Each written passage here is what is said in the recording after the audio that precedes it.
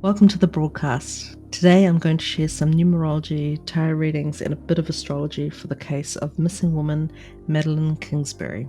Madeline Kingsbury and the father of her children dropped their kids off at daycare around 8 a.m. on March 31st. They then went back to her home in Winona, Minnesota, and she sent one last jovial message to her sister at 8:15 a.m. The father of her children left the house at 10 a.m. in her van. He returned at about 1:30 p.m. to discover her missing. Now let's get straight into it.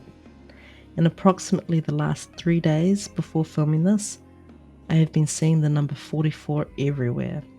The number 44 can mean some of the words on the screen, to name a few. Having said that, let's look at the crime chart for her address on Kerry Drive at 10 a.m. If we follow the possible direction that the perp and victim went, this is southeast. What is southeast? Highway 44. The police have also been searching further south in Rushford. Rushford equals 44. I've mentioned in a previous video that the number 27 can point to the perpetrator. I can see there is a 27 in Madeline's name. I am going to predict that someone involved might be 27 years old. My second guess is 33 years old and then 29 years old. There is no logical reason for why I'm feeling 29. It's just not in my number decode. It just came through to me. They need to check gas station footage as well. Might have to come back and talk about that in another video. Let's talk about the Claire, King and Queen numbers. King has a few numbers, but I mostly want to focus on 67 as it's the main one that I've been using. Madeline Kingsbury, it's right there in her name. Her sister's name, Megan Kingsbury, equals 67. Her sister has spoken lovingly about how goofy Madeline is. Goofy is also 67. In the crime chart, Jupiter is the king at 18 degrees. 18 is the evil degree. I think it was a male that did something to her, or there is an evil male that is present in her life. Queen numbers are 26 and 62.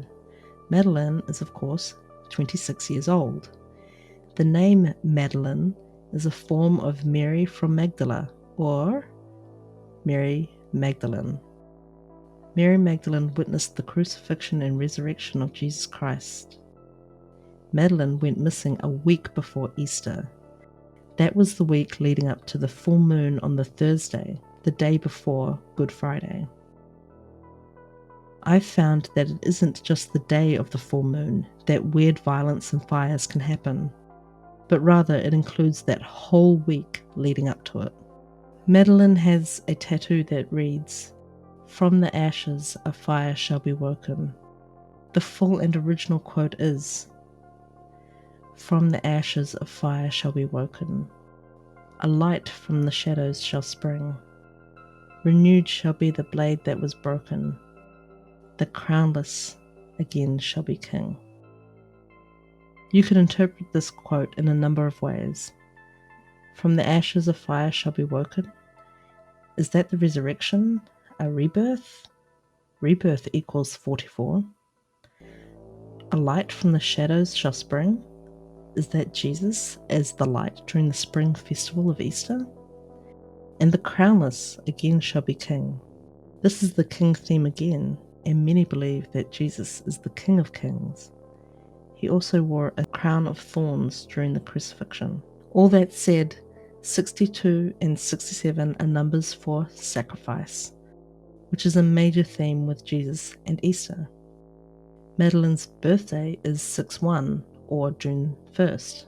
Jesus also equals 61. I wouldn't be surprised if she was found on a day where the date numerology is 26, 62, or 67, or if she remains missing for 26, 62, or 67 days. Now let's look at the number 52. Minnesota equals 52. Madeline went missing 5 weeks and 2 days before the king's coronation. 52. Her children are aged 5 and 2 years old. 52. The first police press conference was on April 5th with a date numerology of 52. her dark blue van equals 52. This may indicate that she is near water and further supports a religious connection. Just a side note, I've got a few 63s in my decode, so someone related to this case might be born in 1963 or their age is 63.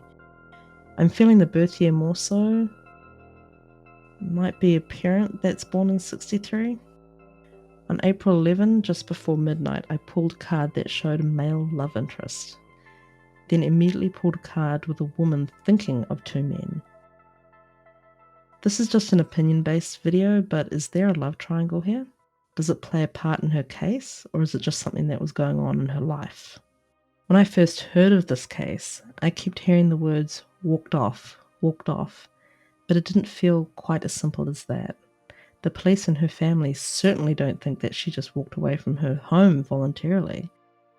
Then I pulled this card and it says that she does walk off, but it's more like she walks away from issues. I do wonder if this is how she is in relationships. So first I get these two cards that are about her love life, and then I get this one about her not confronting issues and walking away from them, hiding from them, possibly walking away from a relationship with issues. I hope we can get some answers. I feel like Madeline's sister knows a lot, much more than she is publicly let on. There are some truths that she isn't yet speaking. For some reason I got that she knows a lot about the car as well, or a car. So I'll have to look into that again. I do think she's on the right path. I can't speak for her like it's fact, but the cards, as the tools that they are, showed me that Megan feels her sister isn't coming back alive. I just want to note that her name is Megan, like Megan, Duchess of Sussex, which is more king-related confirmation. I don't want to implicate anyone, but I have to end this by talking about the number 38. Does it mean that someone with this number is a victim, a perpetrator, or a witness? In the right cocktail mix, a person can be any one of those things. Reading the numbers, you need to go with your gut. Finally, she has a Latin tattoo that translates to, "May eternal light shine upon them, Lord." This is from the Roman Catholic Requiem Mass. This phrase equals 163, the 38th prime. I want to do more readings and hopefully some clear visions on this case, so please comment with your questions and I'll see what I can do. Thank you for watching. Until next time.